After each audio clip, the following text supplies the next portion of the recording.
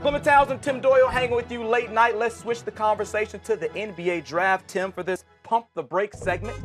According to ESPN's Chad Ford, the Celtics are now considering Kansas forward Josh Jackson with the #1 overall pick. A rival GM believes Jackson is the type of player Danny Ainge wants to draft and is convinced Boston will use their pick on him. Tim, since the Celtics are heavy at guard, do you think Josh Jackson might be the best fit for the Celtics, or should we pump the brakes on that? Yeah, I think we need to pump the brakes because, CT, who did they draft last year?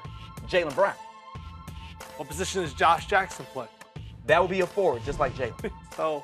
And Jaylen Brown, got in the playoffs. Eastern Conference Finals. Made some tough baskets. Sure. You could see the strides and the direction that he's going in. Now, I don't know what's going on behind the scenes. Okay. I mean, you don't know if they're trying to make a move or trying to package Jaylen Brown, Isaiah Thomas somewhere else, trying to move up, trying to move down in the draft.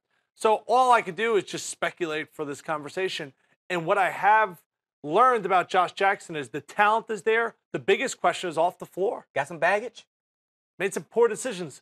Not one, not two, multiple bad decisions. So once again, freshman in college, you and I were both there.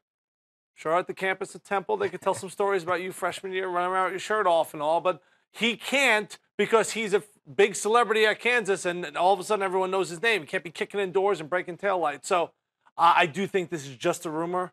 You just get the rumor mill circulating a little bit. The guy is immensely talented. The one thing I don't know is picks 1 through 7. Who's going to end up being the best pro? Do you? I could not say that I do know the answer to that, to the point, though, that Jackson is a guy who gritty, right? Plays defense, long, versatile, athletic, high motor. That seems like a Danny Ainge type of guy. And you mentioned, yes, they just drafted Jaylen Brown, but you look at the roster, they got a ton of guards on the roster, right? Avery Bradley, Isaiah Thomas, Marcus Smart, Terry Rozier. I mean, so now we're going to have a 5th guard.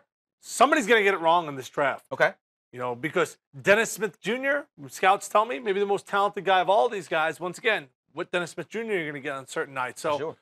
Hey, you want to be picking #1. It's always a good spot to be in, and that's why the safe pick is to take Fultz at